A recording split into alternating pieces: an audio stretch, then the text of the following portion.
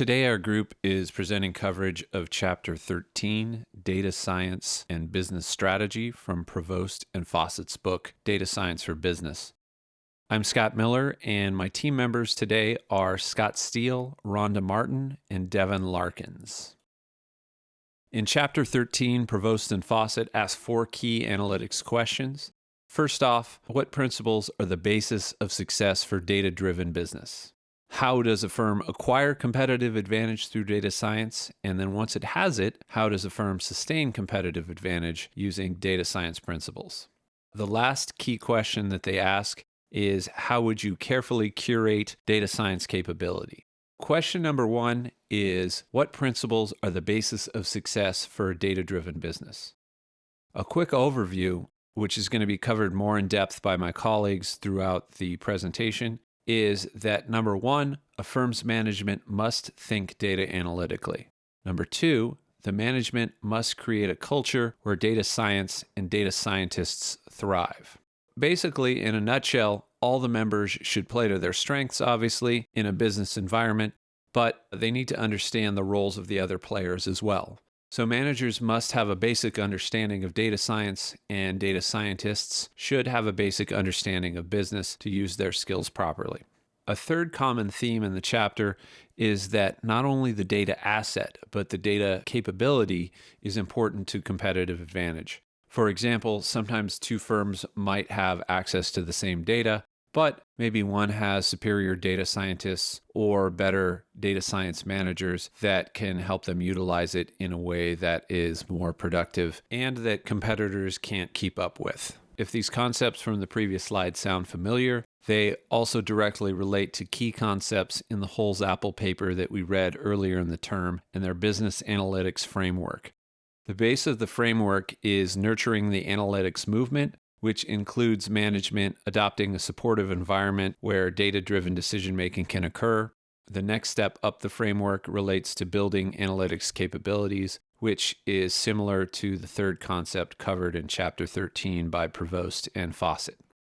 When Holz-Apple was talking about analytics orientation and they were talking about analytics benefits, they were discussing the pair model. They were saying that there's 4 primary avenues that a data analytics initiative can be used to achieve competitiveness. It can help with productivity, agility, innovation, and then also reputation of the company.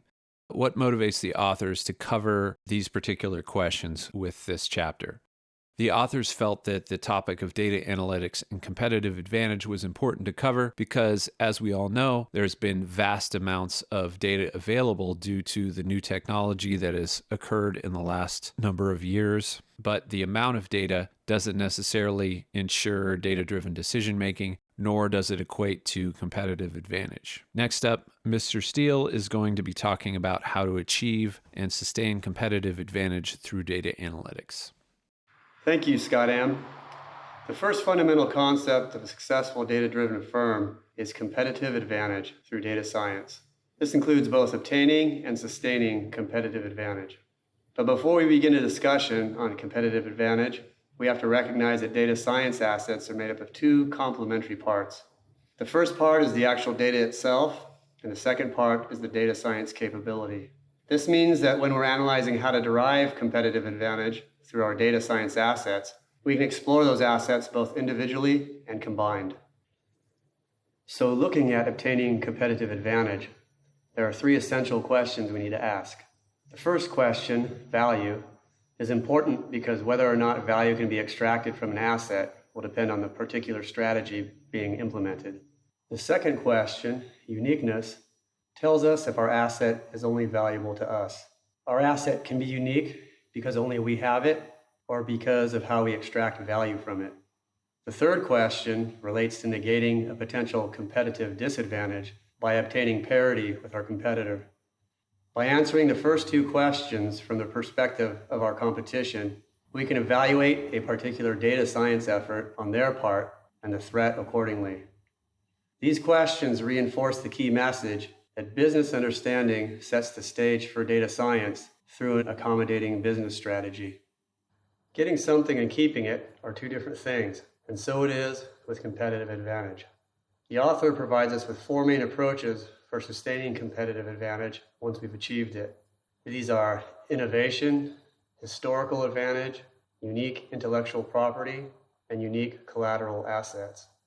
Innovation refers to staying one step ahead of the competition through investment in new data assets, techniques, and capabilities. The author mainly attributes successful innovation to superior data capability assets. That is, our data science teams are superior in terms of creativity, reason, conscientiousness, and business domain knowledge. Historical advantage refers to circumstances of time and place that have put us in an unassailable market position. Amazon is used as an example, with the time and place being the dot-com boom of the late 90s, and the circumstances being investors who had the vision and wherewithal to take years of financial losses. This allowed Amazon to create products based on the large amounts of data assets they were able to amass after the fact. Accordingly, those data assets created an overwhelming barrier to entry.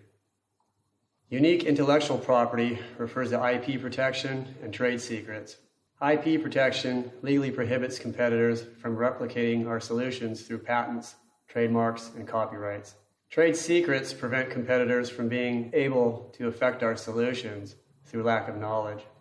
IP and trade secrets can apply to products, services, and processes. Unique, intangible collateral assets refer to synergies that competitors can't reproduce. A technical example of this would be a neural network solution that competitors don't have the inputs to. A people example would be a company culture that better understands the importance as well as the R&D nature of data science. The question of creating a competitive disadvantage for ourselves is also answered when we address how to sustain our competitive advantage. Here we can determine whether or not we can prevent or offset a competitor from duplicating or improving our data science efforts for their own competitive advantage. Data science is not just an exercise for the left side of the brain. The author makes clear that good data science relies on heuristic as well as algorithmic thinking. In fact, the author lists creativity first when discussing the attributes of a superior data science team that can sustain competitive advantage through innovation. Further, the author makes clear that data science is an R&D function. R&D requires experimentation, and experimentation requires inductive reasoning. In addition, the author further states better creative thinking allows for better recognition of opportunities where data science can be applied to solve a business problem. Finally, it's emphasized that we should be ready to accept creative ideas from anyone and anywhere. Thank you, and here's Rhonda. Thank you, Scott Steele. In addition to Scott's discussion on competitive advantage, another key factor to achieving success is fostering a professional partnership between the managers and data scientists. To be able to build a relationship with a data scientist on the team, a manager needs to be knowledgeable of the field, skills, and talents brought to the table by the data scientist. The authors mentioned the manager should appreciate and understand the fundamental principles of data science. This action empowers people across the enterprise to be receptive to novel ideas to solve problems, such as the old adage, being comfortable thinking outside the box. For example, a manager should be skilled in evaluating data science project proposals, both in terms of the strategic relevance and probability of successful completion given the current data science capabilities. The data scientist also plays a role in the partnership. They need to become masters of theory and technique in their field to recognize new and fresh opportunities to maintain a competitive advantage. Not only do they need to be skilled in their field, they need to understand the business needs because the business is relying on the scientists to solve their problems and/or offer new and exciting innovative solutions. To make this happen, the data scientist should be able to communicate effectively. The authors provided a great example with the Apollo 13 expedition. If the astronauts could not speak in layman's terms and technical speak, there is a good chance they may still be in space. On a smaller scale, I've witnessed numerous projects run severely over budget and fall behind in schedule because the scientists did not clearly understand the business problem being solved due to a breakdown in communication. Another important factor to consider to maintain and gain competitive advantage is how a company attracts and retains talent. As previously mentioned, the authors discuss the attributes of a good data science manager to include being both experienced business professionals and data scientists. This rare combination manifests itself in the ability to better recognize, plan, and implement strategically productive data science efforts within a given culture. In addition, the ability to recognize and attract individuals with relevant, superior individual and team skills is paramount. For example, it is critical for a manager to think analytically. To demonstrate this ability, a manager understands the connection between the business and data requirements. It is also important to be skilled in speaking the data science jargon and apply data science methodology to projects. In addition, a manager who fosters a thriving and hip data science culture will not only seek but attract data science talent. According to the authors, a company will attract and maintain talent when they hire data scientists who are highly skilled in the field, when the business funds research projects, and assembles a diverse team. Today, the best companies who are hiring data scientists are the IBMs, Microsofts, and Googles of the world. Essentially, if you build an enticing culture, they will come. Next, Devin will discuss more details of the culture and a firm's maturity. Culture is created top-down, a really key point to compete in today's real world. As we talked about previously, the first thing is management must think data analytically, and they must create a culture that supports data science.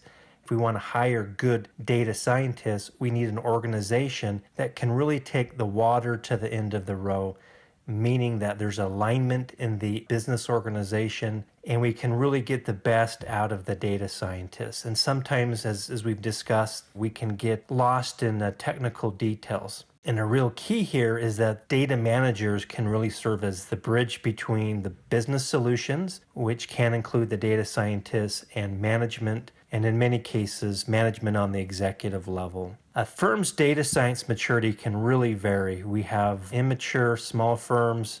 A lot of these can be startups. Maybe they're very new to the analytics world and may have one individual. And in many cases, that can be somebody more with a marketing background. And in my experience, I've been a part of a smaller firm in the $10 million range. And part of that is how do we get management on board that really, as we're going to make decisions, that it's going to be based and driven by analytics and not maybe some of the things that have been used in the past. And that process, in my experience, is not easy. It can take many years. And then on the other end of the spectrum, we have very mature firms. Google is a great example of that, driven by analytics, large firm. Funding in many instances is not an issue. And then we have the medium firms somewhere in between. And so as we consider the different areas, there are certainly issues specific to the firm, be it in a positive or negative aspect in terms of integration, alignment, and as mentioned, funding. Some of the limitations of coverage in Chapter 13. Chapter 13 is by no means a standalone analysis. Exact methods are spread out throughout the book. It's really an informal framework. However, a formal framework is really a near impossible task. So even though this may be viewed as a limitation, in a sense, they're pointing out a strength, which is we're not going to have all of the answers. Every situation is different, and the industry is constantly changing. And that's why we always need to be on top and be looking around the curve and not just in the past. A theme of the chapter is fostering the ability to be ahead of the curve, and that's a real key point. Perhaps some of you have been asking, so what's it really like in the real world? And the text gives us an excellent example to really do just that. Data science problems often seem more like Apollo 13 situations. And so a quick history review, or perhaps you have the memory of the dramatized Hollywood version of the movie Apollo 13. It was the third mission to land on the moon, where an explosion in one of the oxygen tanks occurred. In addition to the chaos that it caused and the drama, it forced this mission to orbit the moon and ultimately to return to the Earth without landing. And in spite of all of the best NASA had in terms of training, analysts, education, the very top, most experienced in the whole world, the bottom line is that sometimes things don't go as planned. And just as the NASA astronauts made it back and accomplished what they needed to, Data analysts can do the same by relying on intuition, figuring things out, and ultimately making things happen to get the best results. Thank you, and at this time I'd like to turn the time back to Scott Miller. Thank you, Devin. That wraps up our coverage of Chapter 13, Data Science and Business Strategy, from Provost and Foster's book, Data Science for Business. I am Scott Miller, and on behalf of Scott Steele, Rhonda Martin, and Devin Larkins, thanks for listening.